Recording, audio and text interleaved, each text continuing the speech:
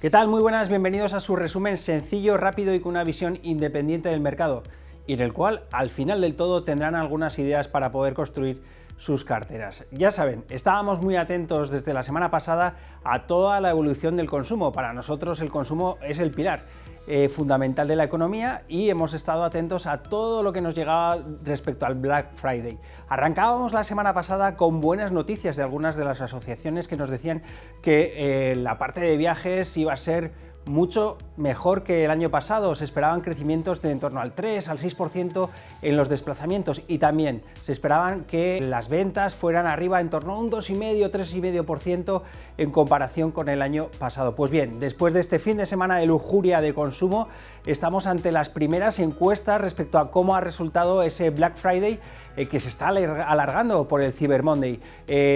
Y aquí tenemos falta de claridad. En un primer lugar, Mastercard nos está diciendo que el consumo se ha avivado un 3,4% arriba respecto al año pasado, y a otras cadenas de suministro de datos nos están diciendo que el consumo ha caído en torno a un 3,2%, como lo dice Retail Next, respecto al año pasado, con lo cual no acabamos de sacar una conclusión sana respecto a qué está pasando con el consumo. Eso sí, los inversores siempre se anticipan y la semana pasada ya decían que el consumo discrecional iba a subir. El sector subía un 1,92% en lo que cerraba la semana.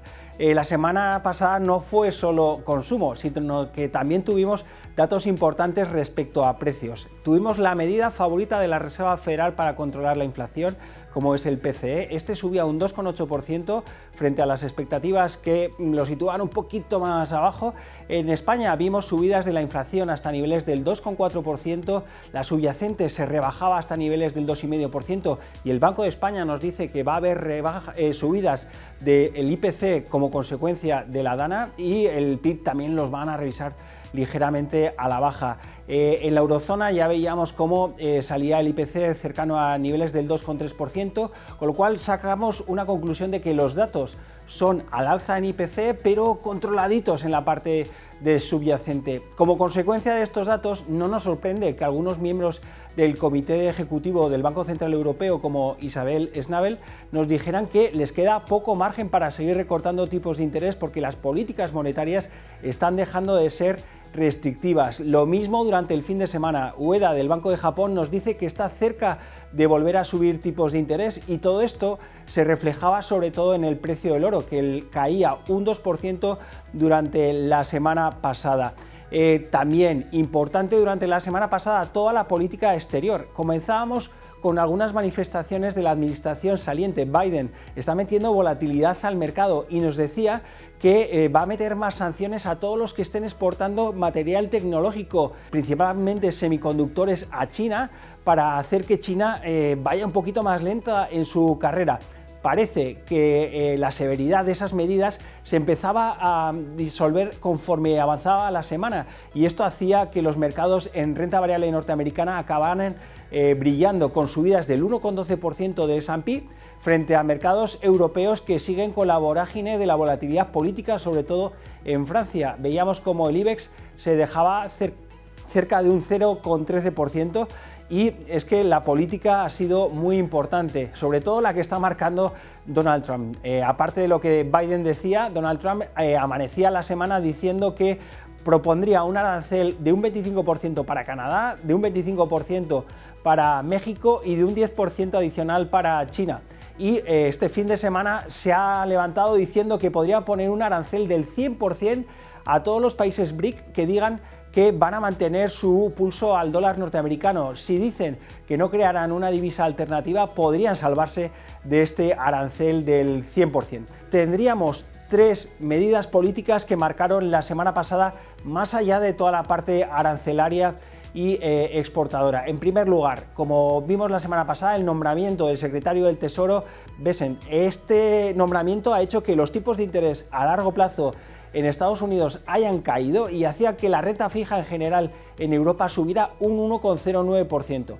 También otra de las medidas o eventos políticos importantes fue el alto el fuego entre Hezbollah y Israel. En este punto el petróleo retrocedía y caía un 4% a lo largo de la semana. Y por último, como antes les anticipábamos, todo el conundrum político y presupuestario que Francia está sufriendo actualmente y les podría llevar a una moción de censura. Estábamos viendo cómo la prima de riesgo francesa subía hasta niveles de 80 puntos básicos frente a la alemana la semana pasada y hoy, a estas horas, está volviendo a subir como consecuencia de nuevas noticias de volatilidad, con lo cual estamos viendo cómo el euro retrocedía.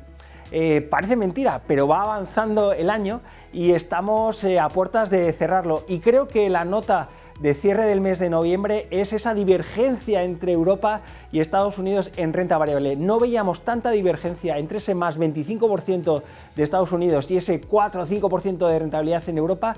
No la veíamos desde el 1976, ha llovido mucho desde entonces. Pues bien, esa es la nota principal. Durante esta semana tendremos muchos datos importantes en la parte macroeconómica, pero nos centraremos principalmente en Estados Unidos, donde veremos cifras del ISM manufacturero, del de servicios y el dato de desempleo en Estados Unidos, que se espera que suba hasta niveles del 4,2%, con mayor creación de empleo después de los huracanes. Se estima que podrían crear alrededor de 200.000 nuevos puestos de trabajo. Como siempre, les traemos algunas ideas para configurar sus carteras de manera diversificada. En la parte de renta variable directa, Pfizer, una compañía que nos ofrece un potencial del 30% al alza, y en la parte de fondos, una estrategia. Hasta ahora, en los últimos 3 años, la estrategia de Merger Arbitrage, esta estrategia de baja volatilidad, bajo riesgo, no ha vivido sus mejores momentos. En el 2020-2021 estaba ofreciendo rentabilidades próximas al 5%. Pues bien, ahora en fondos como AQR o fondos de Gabelli como el Ganco, podríamos volver a ver una nueva rentabilidad positiva en el 2025 con esta visión pro-business de Trump. Siempre en las últimas sesiones les estamos dejando una pregunta. Después de haber visto la semana pasada cómo retrocedía el dólar un 1% y después de haber visto cómo sectores como el de salud lo estaban haciendo mejor que el sector financiero, por ejemplo, la semana pasada, esto nos trae una pregunta que se la trasladamos. ¿Puede ser que la fortaleza después de las elecciones y el efecto Trump se esté disolviendo como un azucarillo y no veamos un rally de final de año? ¿Qué piensan ustedes? Como siempre, les deseamos una gran semana de mercados y les decimos que si quieren mantener el pulso a los mercados financieros, tienen una nueva cita con nosotros aquí la próxima semana.